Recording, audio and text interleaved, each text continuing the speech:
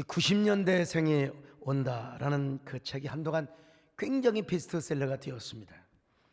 90년대에 태어나서 어릴 때부터 인터넷에 능숙하고요, 20대 때부터 모바일 라이프를 즐겨온 그들이 우리 사회의 새로운 소비 트렌드와 문화 콘텐츠의 흐름을 주도하고 있다는 것이죠. 이 90년대생의 특징이 몇 가지가 있는데, 첫째는 뭐냐? 간단한 것을 좋아한다는 거예요. 아주 간단 명료하는 거예요. 두 번째는 재미있어야 된다는 겁니다.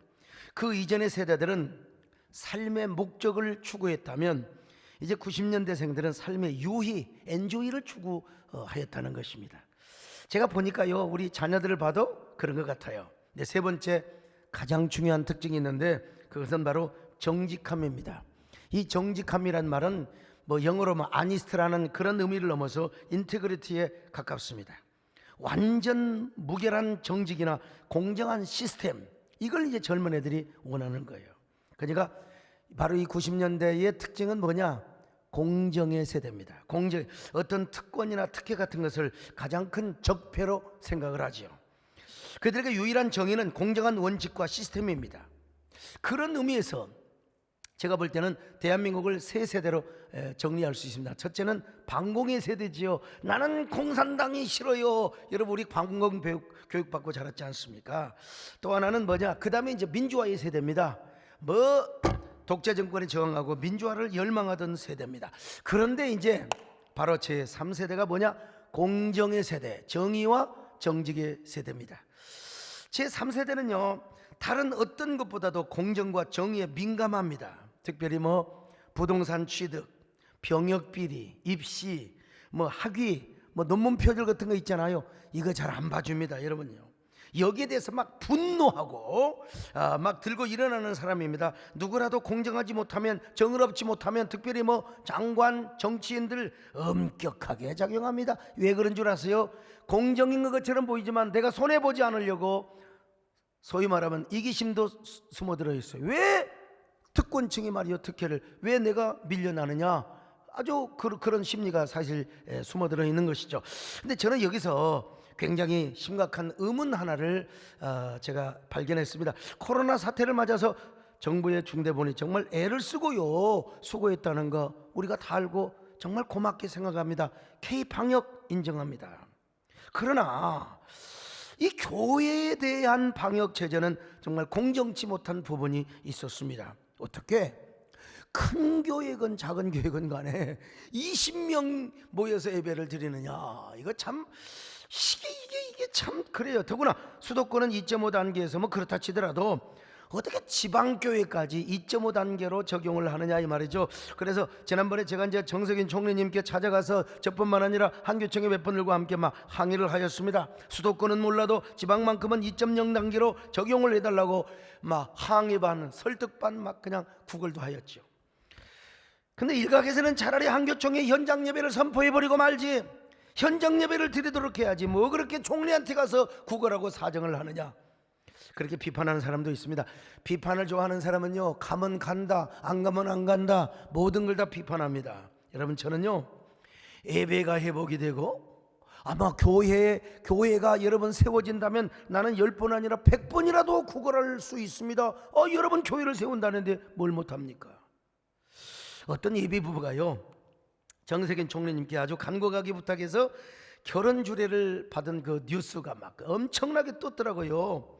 그런 것처럼 저희들도 몇 분들과 함께 가서 항의를 하고 설득을 해가지고 여러분, 이제 내일 새벽부터 예배가 열리게 되는 겁니다. 다음 주는 말할 것도 없이 말이죠.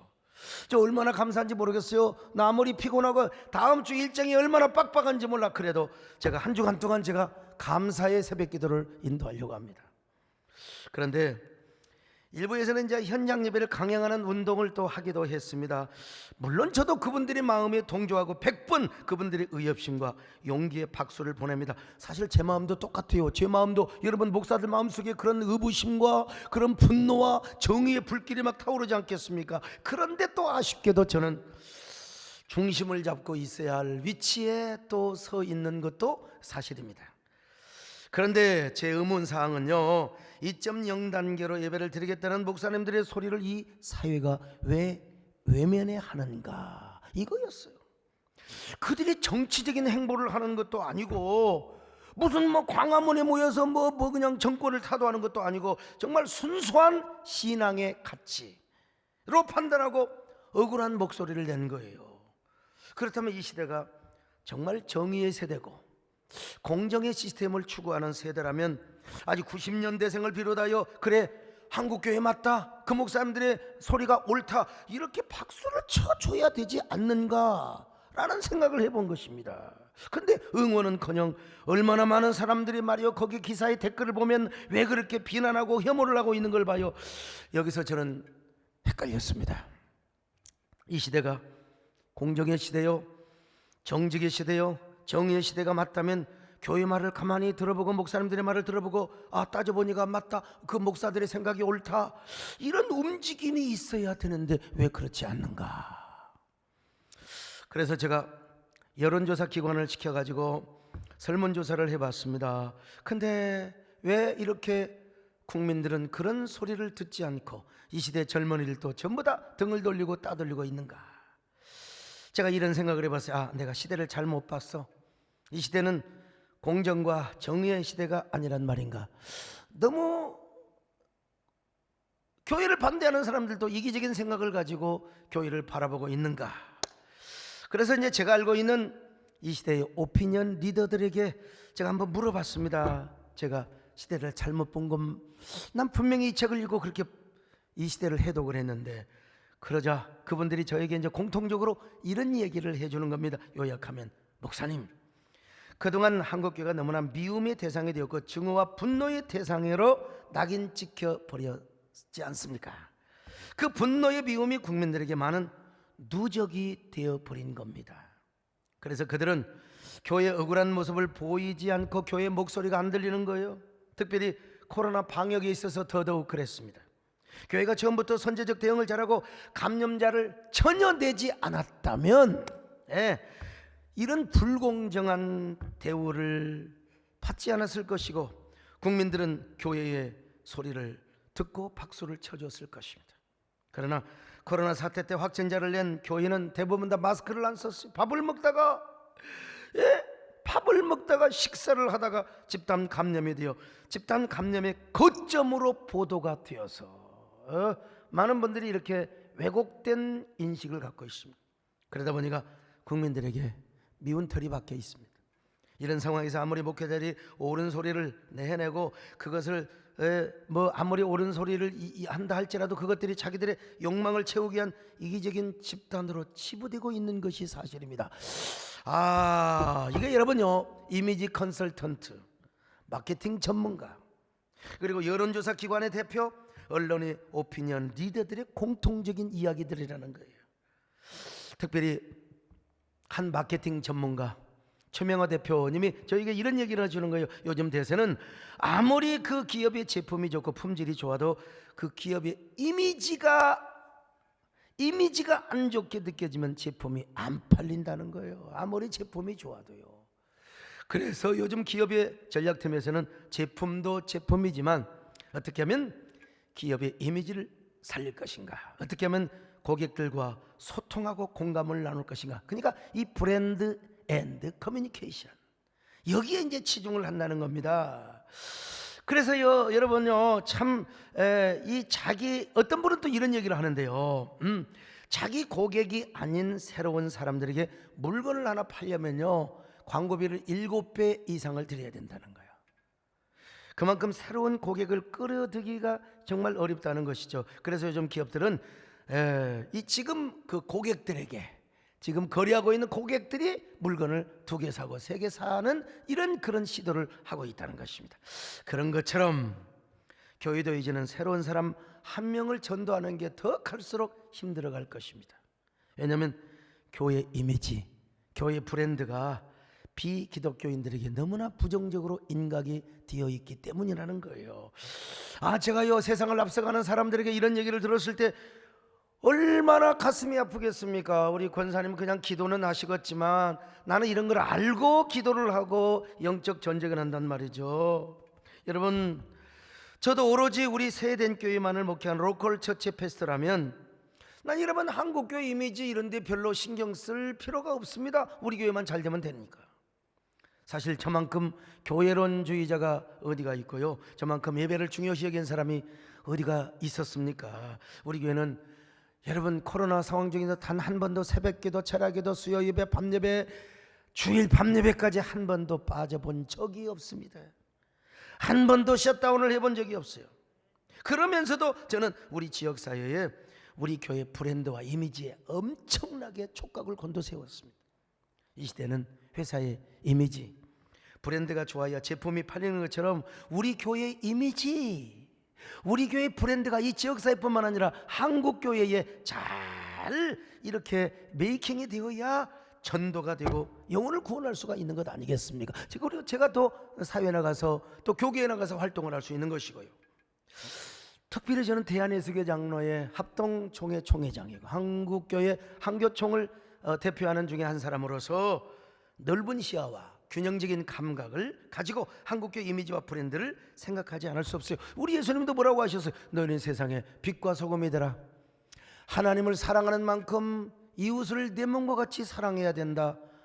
사도 바울도 뭐라고 말했습니까? 세상을 살아가면서 우리는 그리스도의 향기가 되어야 된다고 했지 않습니까? 여러분 앞으로도 계속해서 새 에덴 교회, 예수 믿는 사람으로서 언제나 빛과 소금의 역할을 하시기를 바랍니다. 예수님의 향기가 되시기를 바랍니다. 하나님을 사랑하는 것만큼 이웃을 사랑하시기를 바랍니다. 그렇게 해서 여러분 크리스찬으로서의 그 아름다운 그 이미지, 브랜드를 높이시고 교회의 브랜드를 높이시는 저와 여러분들이 될 수 있기를 바랍니다. 너희는 그리스도 향기요 세상의 빛이라. 언제나 어디서나 향기와 빛을 발하라. 사랑하는 자여 내 영혼이 잘됨 같이 내가 범사에 잘되고 감격기를 간구하노라. 너희는 그리스도 향기요 세상의 빛이니 만일은 소금같이 변치 말지니라.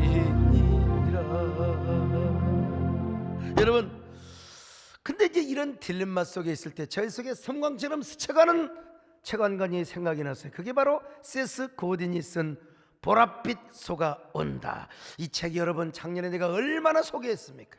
이거 한번 읽어보라고 마케팅하는 사람들. 제가 국민일보에다가 이런 글도 썼어요. 보랏빛 소들이 몰려오게 하라. 그런데 깜빡 잊고 있다가 이게 딱 생각이 난 거예요. 여러분, 세스 고딘이 하루는 프랑스 시골을 여행하다가 소들이 막 한가롭게 풀 뜯고 있는 거, 네덜란드, 프랑스 근교에 가면 그런 모습이 많습니다.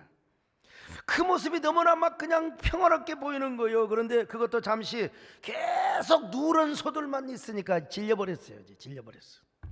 그러다가 세스 고딘의 머릿속에 이런 생각이 스쳐가는 거예요. 야, 저 수많은 누런 소들 가운데 보랏빛 소가 등장하면 어떻게 될까? 보랏빛 소가 막 껑충껑충 달려오면 어떻게 될까? 보랏빛 소가 있다면 단숨에 사람들의 시선을 사로잡고 황홀경에 빠지게 할 것이다.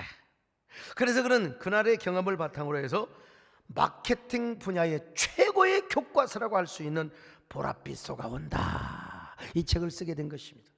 여기서 저는 한국교회의 새로운 이미지와 브랜드, 그리고 새로운 전도 전략과 부흥 전략의 힌트를 제가 얻게 된 것입니다. 여러분, 조선 말에 한국교회도 보랏빛 소와 같았습니다. 선교사들이 그런 일을 했어요. 그들은 말이요, 전부 학교를 세우고 그리고 병원을 세우며 문명을 퇴치시켰습니다. 그래서 대한민국의 건국위원들은 민족의 정신적 근간을 이룰 새로운 종교를 찾습니다. 그 종교의 정신이죠. 고려는 불교를, 그리고 조선은 건국의 근간을 바로 유교로 삼았습니다. 유교를 정신적 근간으로 삼았어요. 그러나 대한민국의 건국위원들의 대부분들은 그들이 받아들이고자 했던 것은 푸른 눈에 선교사들이 전해주었던 바로 기독교였어요. 선교사들은 우상과 미신, 가난과 질병으로부터 가득했던 조선 땅에 학교를 세우고 교회를 세우면서도 여러분 병원을 세워주었습니다. 가난한 사람들을 구제하면서 민족 종교로 막 차림을 매김을 하는 겁니다. 당대 최고의 지식인들이 교회로 몰려듭니다. 추는 이광수 선생님은요, 성공하려면 교회로 가라. 난 지금도 이런 얘기를 들어야 된다고 봐요. 야, 성공하려면 교회로 가라.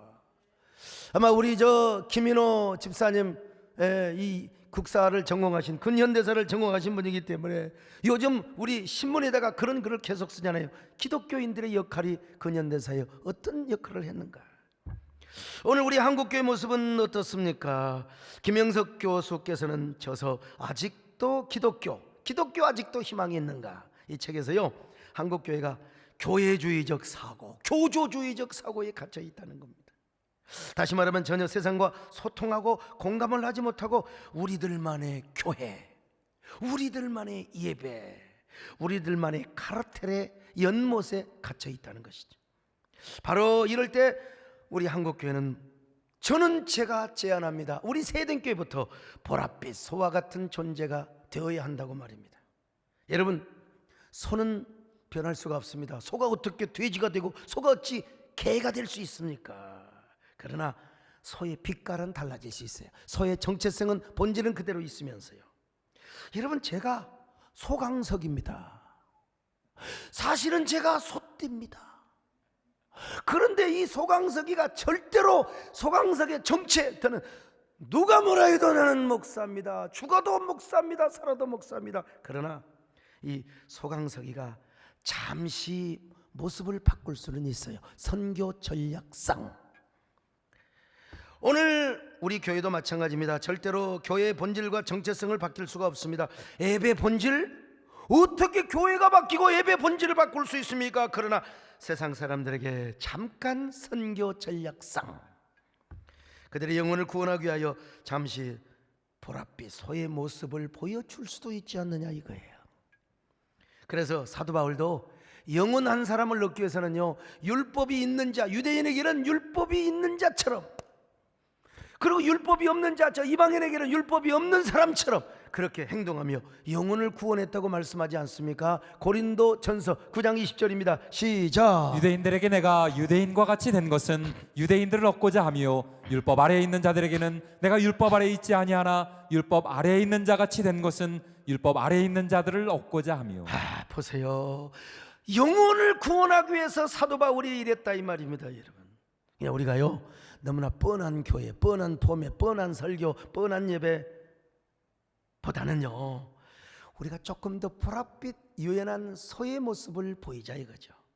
그러면 보랏빛 영혼들이 막 교회로 달려올 수 있다는 겁니다, 여러분. 얼마나 많은 보랏빛 영혼들이 교회로 오겠습니까? 그러므로 올해 여러분들이요, 보랏빛 소들이 되시기를 바랍니다. 보랏빛 소의 전략을 가지고 다시 세상에 복음을 전할 수 있는 이런 유연성과 지혜가 있기를 바랍니다. 여러분, 우리 교회는 작년에 코로나 상황에서도 더 많은 교인들이 늘어났고 더 많은 재정이 늘어났습니다. 부족하지만 저와 우리 교회가 보랏빛 소와 같은 그런 소의 빛깔, 보랏빛 소의 모습을 보이려고 애를 썼거든요. 그랬을 때 영혼의 보랏빛 소들이 몰려오더라고요. 그래서 막 그냥 여러분, 사람들은 못 오지만 아직 그분들이 등록했다고 다 올 수는 없어요. 온라인 등록을 하게 되고 그분들이 아마 지금도 유튜브로 함께 예배를 하고 있을 것입니다. 참, 그 보랏빛 소들이 뭉쳐가지고 온라인 안에서 예수 그리스도를 중심으로 해서 영혼의 역설적 그리고 영적 슈퍼처치 공동체를 이루었습니다. 그래서 올해도 다시 도전합니다. 우리 세덴교회 보랏빛 소들이 몰려오는 꿈을 꿉니다. 이 꿈이 이루어질 수 있을 줄로 믿습니다. 할렐루야. 목마른 자들아 다 이리 오라, 이곳 그릇에 좋은 샘 흐르도다.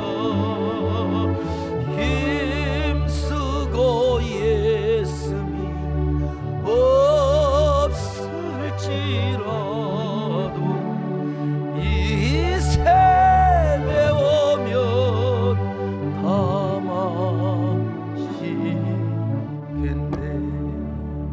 오늘 미스트롯의 주인공 김의영 자매가 한동안 저희 교회 잘 나오다가 지금 뭐 합숙을 하고 열심히 하고 있어요.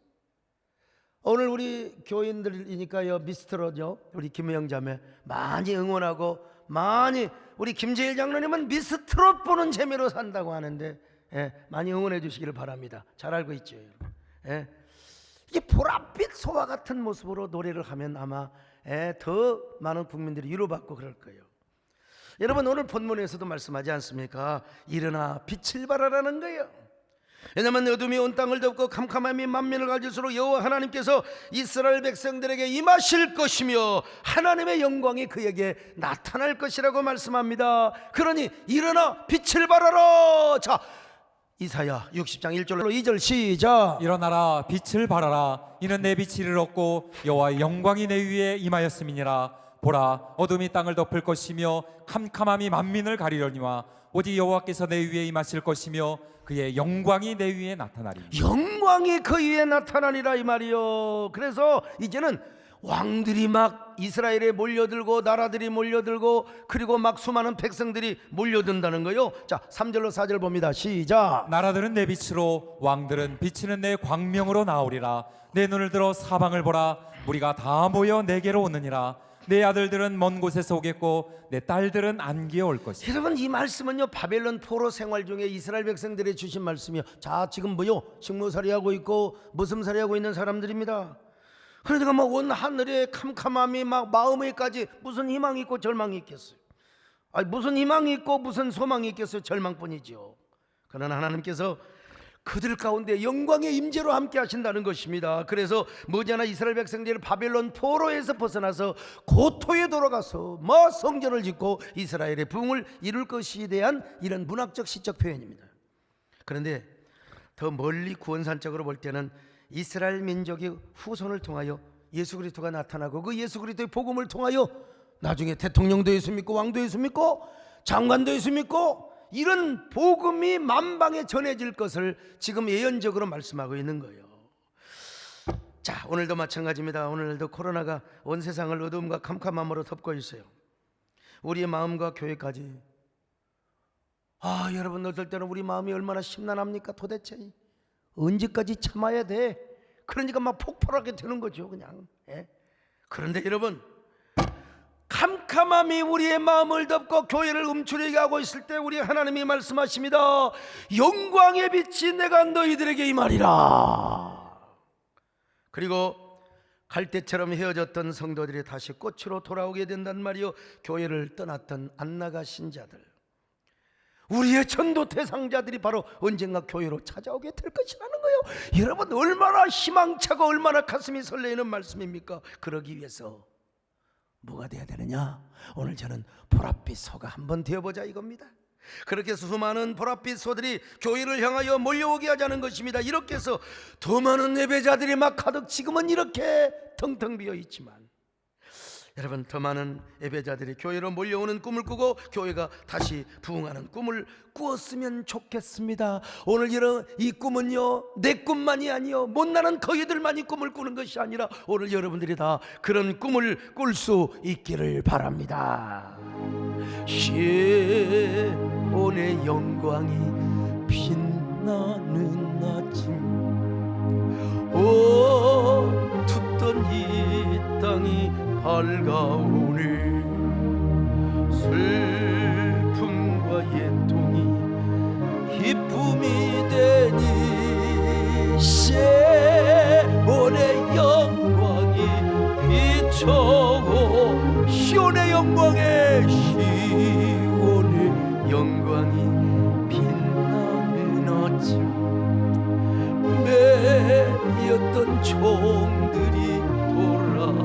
매였던 종들이 돌아온대요. 오래전 선지자 꿈꾸던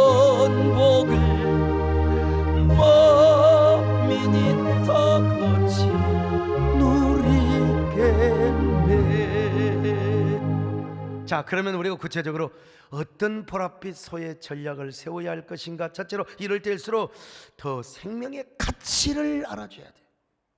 영혼의 소중함을 강조하는 교회가 돼야 됩니다. 여러분, 교회가요, 성도들의 생명을 보호하고 배려하는 모습을 보여줘야 합니다. 어떤 코로나 확진자 미각을 잃어버리고 후각을 잃어버리고요, 어떤 목사님은 코로나에 걸렸는데 이거는 절대로 지금도 밥맛을 잃고 정신이 갸우뚱해서 어떤 설교를 했는지도 도대체 모른다는 거요. 그래서 여러분, 우리 교회 신성욱 교수님을 통해서 전해왔어요. 절대로 코로나 걸리면 안 된다고. 난 그래서 여러분들 건강을 제가 지켜주도록 하기 위하여 저는 이렇게 수칙을 지켜왔습니다. 뿐만 아니라 이웃의 생명도 사랑하고 보호하는 모습을 보여줘야 됩니다. 그럴 때 성도들뿐만 아니라 이웃 주민들도 교회를 신뢰하게 되는 거예요. 그리고 교회에 감사하는 마음을 갖게 되는 것입니다. 초대교회는요, 전염병이 창궐할 때 예배를 존중히 여기면서도 환자들을 치료하고 환자들을 돌보는 데 더 주력을 하였습니다. 종교개혁 시대는 더 그랬어요. 흑사병이 막 창궐할 때요, 루터와 칼빈을 비롯해 모든 종교개혁자들이 예배도 중요하지만 환자들을 신방하는 거예요. 만약에 우리 박승희 목사님 오늘 아주 성경을 잘 읽는데 흑사병 환자, 빨리 오늘 코로나 환자 가서 신방하고 오세요. 무서워가지고 못 가면은 바로 제명입니다. 제명, 바로 면직을 당해버렸어요. 그 정도로 환자를 잘 돌보는데 주력을 했어요. 이걸 오늘 우리 시대에 연결을 하고 적용을 한다면 우리는 반드시 예배를 고수하고 강행하고 우리가 지키되 동시에 교회가 감염 전파를 차단하는 것으로 교훈을 삼아야 돼요. 교회가요, 식사하다가 라면 끓여 먹다가 안 되죠. 마스크 쓰면 써야지. 왜 안 써요? 왜 안 쓰고? 그런 의미에서 오늘날 교회는 방역을 더 잘 지키고 확진자를 안 냈어야 돼요. 그래서 저는 코로나 초기에 현직 내과 의사이신 우리 이재훈 장로님, 다근 연세내과 원장님을 다이어트 이름은 칼빈대를 다녔기 때문에 의료 전도사로 임명을 했습니다. 모든 방역에 최선을 다했습니다. 그리고 나중에는 메디컬 처치를 세워서 성도들의 건강과 안위를 보호하게 한 거예요. 그러니까 성도들이 얼마나 교회를 신뢰하겠어요. 교회에 오면 심리적, 정서적, 영적 안정감을 갖게 되죠. 그리고 지역 주민들까지도 야, 저 교회는 방역에 정말 애쓰고 힘쓰는 교회구나, 이웃의 건강까지 배려하는 교회구나. 그래서 막 맘카페, 여기저기 맘카페에서 막 우리 교회를 칭찬하는 내용을 제가 봤어요. 누가 찍어주니까 보는 거죠. 교회 브랜드입니다. 이미지입니다. 이미지. 최근에 이재훈 전사님께서 전염병과 코로나 팬데믹 상황에서 메디컬 처치 운영에 관한 논문을 쓰셨어요. 이 칼빈대 졸업 최우수 논문입니다. 대한민국에 아직 이런 논문은 없었어요. 이 논문에다가 우리 교회에 행한 걸 잘 넣어서 숟가락 하나 두 개만 얹으면은 책이 나옵니다. 지금 공저 소강석 이재훈 해가지고 제가 다 그렇게 책을 내려고 하는데, 아무튼 코로나 상황 속에서 우리 메디컬 처치는요, 교회 이미지를 좋게 하였습니다. 브랜드를 높였어요. 그래서 우리 교회가 부족하지만 우리 지역뿐만 아니라 언론과 오피니언 리더들에게 세된 교회, 큰 교회지만 방역을 잘 지키며 그리고 계속해서 부흥을 한다더라. 그래서 이제 많이 이렇게 소문이 났어요. 이게 뭐냐? 보랏빛 소로 보여졌기 때문에 그렇습니다. 막 들이받는 황소가 아니라 보랏빛 소. 뿐만 아니라 교회는 사람의 영혼이 얼마나 소중한가를 역설하고 역설해야 됩니다. 온 천하보다 귀한 것이 바로 영혼이요. 제가 진짜 존경하며 사랑하는 어느 유명한 가수가 계시는데 친척이 코로나로 돌아가셨대요. 아까 문자 받았어요. 마음이 아파가지고 말이요. 여러분, 이럴 때일수록 그래서 교회는요, 영적인 케어를 잘해야 돼요. 영적인 케어. 어떤 방법으로든지 성도들의 영혼이 건강하고 하나님 보시기에 아름다운 신앙생활을 할 수 있도록 케어를 잘해야 됩니다. 그래서 우리 교회는 아주 비대면, 그러면서도 아주 철저하게 소독하며 신방을 하고 또 이렇게 영적인 케어를 하고 있습니다. 영혼이 귀한 줄 안다면 우리는 복음도 전해야 됩니다. 비대면에서도 여러분 SNS를 통해서 얼마든지 우리가 복음 전할 수 있어요. 실제로 여러분요, 교회는 싫어하지만 많은 사람들이 교회는 멀리하는 것처럼 보이지만은 실제로는 하나님을 지금 많이 찾고 있다고 들었습니다. 야, 인간의 한계가 여기까지밖에 아닌가? 인간이 이렇게 나약한 존재인가? 옛날 대학 다니면서 미션 스쿨 다닌 분들요, 옛날에 날라리로 총동원 줄 때 성경 선물 받은 거 있잖아요. 이걸 펴내놓고 성경을 읽으면서 하나님이 계시다면 코로나를 좀 지켜주세요. 그러면 기도를 한다는 얘기를 여러 사람으로부터 들었습니다. 여러분, 이런 사람 딱 걸리면 짝입니다. 여러분요, 그냥 완전히. 우리 교회는 이런 사람들을 찾아서 온라인으로 전도를 많이 했습니다. 이제 그들이 나중에 교회를 나와야 되겠지만요, 그래, 이런 사람들 찾아서 딱 걸려가지고 그냥 낚시에 딱 물려서 우리 세대에 온라인 지금 성도가 되어 있는데요, 그들에게 우리 교회가 보랏빛 소가 된 것이죠. 그리고 그들 역시 보랏빛 소가 되어서 예배가 회복이 되면 교회를 출석하는 갈대처럼 구부러져 있지만 다시 봄꽃으로 만나는 놀라운 역사가 있을 줄로 믿습니다. 두 번째로, 현장 예배에 나오지 못할수록 현장 예배의 존엄스러움과 갈망을 더 하게 해줘야 됩니다. 같은 예배를 하더라도요, 중세 사대들처럼 억지로 모여 이런 예배와 오지 말라고 해도 목사님 제발 비표 좀 주세요 사모해서 오는 그 예배는 임재 자체가 달라요. 하나님을 느끼고 만나는 그 영적 경험 자체가 다르게 되는 거예요. 그래서 저는 코로나 기간 동안에 계속 이런 성도들에게 은혜를 갈망하는 마음을 갖게 하였습니다. 현장 예배를 사모하는 마음, 오지 말라고 해도 막 예배 오고 싶어서 이런 신앙은 환장할 정도로 말이죠. 심지어는 예배당 근처라도 와보려고 막 자동차 뚜루를 하게 되고요, 교회 앞마당이나 주차장 땅이라도 밟아보려고 이곳에 와서 부교육자들에게 막 헌금을 전달하고 기도받고 가고 말이죠. 그래서 잠시 예배가 회복되었을 때 우리는 예배가 저렇게 해버려요. 우리 예배가 바로 돼버려. 바로. 예? 여름 수련회 때요, 이거 지금 8월 팬데믹 바로 이전 일입니다. 여러분, 본당과 비전호를 꽉 채워넣고 막 주님을 사모하고 예배를 사모하는 마음들이 모여서 저런 장관을 이루게. 내가 그래서 임영웅 씨를 좋아했는데 이분 딱 오리기로 되어 있었는데 세상에 또 팬데믹이 걸려버린 거예요. 나중에 이제 김의영 자모님이 좀 한번 좀 공연 좀 하라고. 그리고 이런 사모하는 마음들이 더 강력한 영적 역설적 슈퍼처치를 이루는 에너지가 되었어요. 현장에 못 모여도 온라인 안에서 예수 그리스도를 중심으로 영적 역설적 위대한 부족 공동체 슈퍼처치를 이루었단 말입니다. 그러므로 여러분도 앞으로도 더 하나님의 은혜를 사모하시기를 바랍니다. 예배를 갈망하시기를 바랍니다.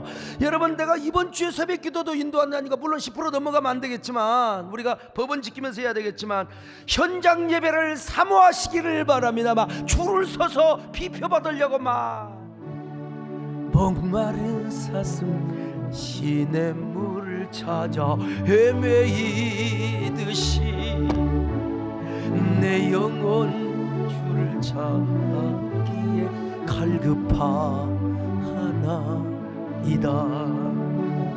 주님만이 나의 힘, 나의 방패, 나의 장소망, 나의 몸 정성 다 바쳐서 주님 경배합니다. 세 번째로, 기존의 매뉴얼과 관성의 유혹에서 벗어나서 창의적 상상력과 발상의 전환을 통하여 세계를 열어가야 합니다. 여러분, 사람은요 누구나 늘 하던 대로의 관성의 유혹이 있어요. 옛날 지금까지 했던 매뉴얼만 돌려 이게 정답인 줄 알았어요.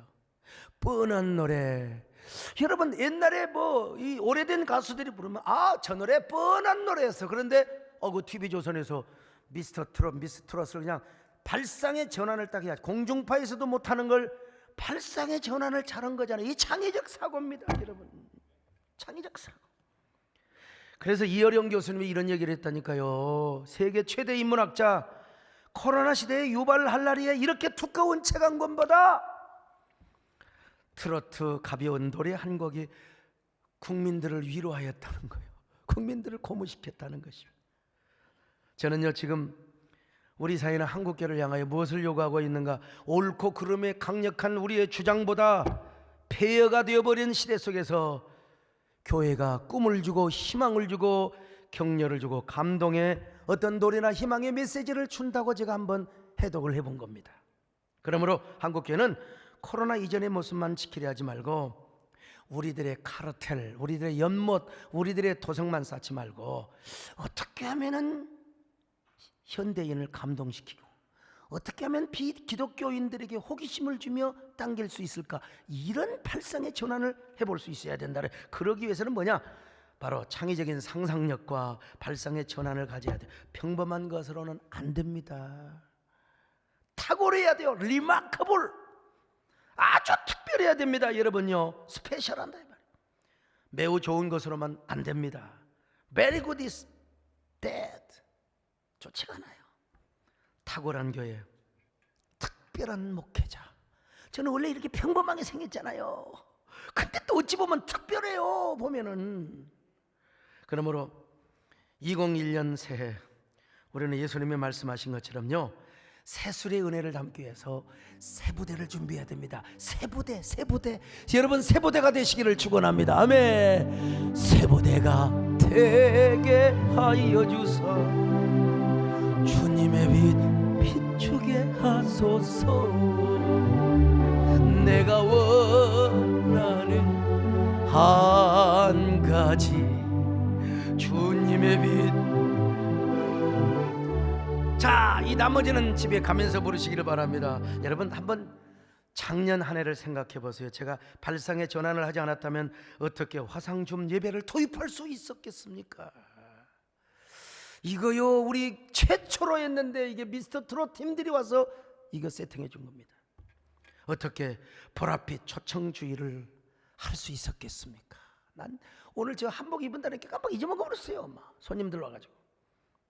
새해된 슈퍼 선데이, 러블리 주의, 홀리 트라이브스 주일, 에델바이스 성탄절. 기가 막혀 꿈같은 예배였습니다. 드라마 같은 예배. 화상점 예배 때문에 연말연시에 저는 3박 4일의 꿈같은 집회를 했습니다. 그리고 드라마 같은 축복 안수기도를 하였습니다. 모두가 다 다리 뻗고 넋놓고 있을 때 저는 31일 날 9번의 기도회와 축복기도, 순간순간 얼마나 많은 사람들을 해줬습니까? 그리고 송구 영신 예배. 저는 여러분 정말 제가 이거구나, 패심이 딸려, 호흡이 딸려요. 이러다 사람이 죽네. 근데 사람은 함부로 죽지 않습니다, 여러분. 더구나 우리가 화상주무를 하니까 한국교회 수많은 교회들이 함께 도입을 했지 않습니까? 그래서 교회는 언택트를 넘어서 영택트를 하게 된 겁니다. 언택트를 넘어서 영택트, 스피리추얼 컨택트를. 올해도 저는 계속해서, 제 평생 관성의 유혹에 머무르지 않고 항상 창의적 상상력과 발상의 전환을 통해서 새로운 길을 열어갈 겁니다. 오늘 우리 정말 우리 사랑하는, 존경하는 우리 김현숙 권사님이 오셨어요. 땅을 팔아서 11조를 갖고 오셨어요. 우리 문장로님 오늘 유튜브로 보고 계신지 모르지만 소강석이 저런 것이 무슨 큰 종이 되냐고 말이에요. 근데 우리 김현숙 권사님은 저의 잠재력과 가능성을 보신 거예요. 정 권사님뿐만 아니라. 저는 진짜요, 가방끈도 별로예요, 스펙도 별로입니다. 그러나 계속해서 창의적 발상과 계속해서 발상의 전환을 하면서 여기까지 온 겁니다. 앞으로도 계속해서 저는 우리 교회뿐만 아니라 한국교회 새 길을 열어갈 것입니다. 마지막 네 번째로, 우리 모두가 찬란한 바보들이 되어야 합니다. 지금 우리 한국교회는 지도자가 없고 어른이 없습니다. 모두가 지도자고 모두가 잘났어요. 여러분 유튜브 보면 다 나는 옳고 너는 잘못됐다고 말이죠. 참, 지도자를 무너뜨리고 스스로 끌어내렸던 한국교회는 그 대가를 지금 혹독하게 치르고 있습니다. 분열하기를 잘하며 그냥 균열의 대가를 지금도 혹독하게 치르고 있어요. 남극의 펭귄들 아시죠? 맨 앞에서 걷는 퍼스트 펭귄이 있대요. 펭귄들은 너무 혹한의 추위이기 때문에 서로 떨어지지 않으려고 막 탁 붙어서 오돌오돌. 여러분, 그러면서도 계속해서 허들링을 하는 겁니다. 허들링이요, 참, 강강술래 같잖아요. 허들링을 하는 겁니다. 그런데 저 허들링을 주도하는 퍼스트 펭귄이 있다는 겁니다. 지도자. 얼마나 신비로워요. 저 동물들도 지그들 살라고 말이죠. 이 여령 교수님은 바로 그것을 영하 40도의 사랑이라. 어디서 강의할 때는 영하 40도, 본인의 책에서 생명이 자본이다, 그 책에서는 바로 50도, 뭐 영하 40도건 50도건 뭐 중요한 게 아니야. 아무튼 간에 영하 50도의 사랑. 근데 바닷가에 도착하여 이제 먹이를 구하려고 뛰어들어야 하는데 바다에는 천적이 많아요. 뭐 바다 사자, 바다 표범들이 많아가지고 퍼스트 펭귄이 딱 보고 판단하는 겁니다. 여러분요, 아무나 뛰어들면 안 돼. 이때 아무나 퍼스트 펭귄이 뛰어들면 여러분 그건 자살골이요. 죽어요. 죽어. 퍼스트 펭귄이 딱 보고 있다가 이때 나오고 딱 뛰어들면 다른 펭귄들도 용기를 내서 가서 바다에 가서 고기를 잡아먹는다는 것입니다. 이 여령 교수님은 이 퍼스트 펭귄을 뭐라고 말하느냐? 찬란한 바보라고 말합니다. 찬란한 바보. 어찌 퍼스트 펭귄 뿐이겠습니까? 그 퍼스트 펭귄을 따르는 펭귄들도 찬란한 바보들입니다. 나는 우리 교회 지난 한 해 우리 세된 교회 팔자치, 이걸 다시 더듬어보면 찬란한 바보들의 행진이었다고 여러분 모두를 찬사하고 싶습니다. 오늘 화상주모로 함께 하시는 분들, 오늘 1부, 2부, 3부 계속해서 유튜브에 들어오시는 분들요, 오늘 또 지금 몇 명입니까? 3,500여 명이 지금 함께하고 있습니다. 뭐 여러분 아마 이거 가족들로 하면은 뭐 7, 8천 명 이상 넘겠죠. 여러분, 찬란한 바보, 정말 제가 이 찬란한 바보가 되어서요, 내가 앞장을 섰을 때 우리 장로님들, 사랑하는 성도님들 한 사람도 군소리하지 않고 다 따라 주셨습니다. 그리고 우리 한국교회를 세우자는 일에 한 사람도 반대하지 않고 우리가 물질을 투자했고 한국교회 브랜드를 높이는데 예배 회복을 하는데 여러분 우리가 얼마나 앞장을 섰습니까? 올 한 해도 여러분들이 다 이런 찬란한 바보들이 되어주시기를 바랍니다. 지금 폐쇄를 당하여 참 슬픔을 안고 있는 교회들도 제가 앞장서서 반드시 또 역할을 할 겁니다. 그분들의 예배도 회복이 되고 그분들의 시설도 다시 회복이 되시기를 바라며, 그러기 위해서는 여러분 한국교회를 향하여 영하 50도의 찬바람이 불어온다 할지라도 굳세어라 금손아, 굳세어라 성도들아 말이여, 영하 50도의 사랑을 실천해야 되시기를 바랍니다. 실천할 수 있기를 축원합니다. 작년에도 우리 모두가 허들링을 하며 버티고 이겨냈다면 올해도 허들링을 잘 해야 돼요. 우리 한국교회도요, 예수 그리스도 안에서 정지하지 말고 비난하지 말고 허들링을 잘해야 됩니다. 그렇게 해서 우리 모두 교회뿐만 아니라 한국교회 보랏빛 소들, 보랏빛 영혼들이 몰려오는 위대한 부흥의 꿈같은 역사가 올 한 해 원 어게인 여러분 다시 한번 일어날 수 있기를 주님의 이름으로 축원합니다. 교회를 교회 되게, 예배를 예배되게 우릴 사용하소서.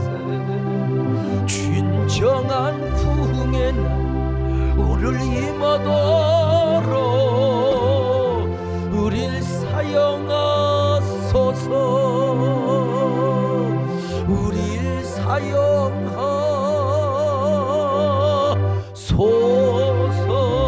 함께 기도합니다. 가슴에 손을 얹고 기도합니다. 주님, 우리 모두 보랏빛 소가 되게 하여 주옵소서. 보랏빛 소. 우리의 정체성과 본질은 변할 수 없지만 선교 전략상 우리 모두 보랏빛 소. 이럴 때일수록 우리 모두가 생명의 가치를 알고 영혼을 존중히 여기게 하시고 예배를 존엄하며 예배를 사모하게 하시고 창의적인 상상력과 발상의 전환을 통해서 우리 모두가 찬란한 바보들의 행진을 할 수 있도록 우리 교회가 이런 퍼스트 처치가 되게 하여 주옵소서. 우리 함께 간절히 기도합니다. 우리 사업장에도 퍼스트 처치, 퍼스트 펭귄, 우리 사업장에도 찬란한 바보들의 역사가 그 행진이 이루어지게 하여 주옵소서. 여러분 간절히 함께 기도하는 시간을 갖습니다. 아멘.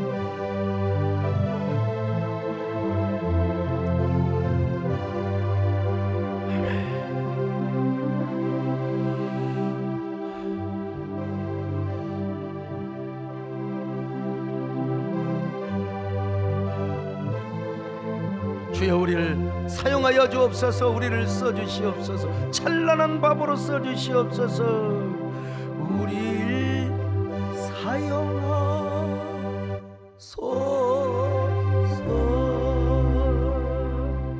하나님,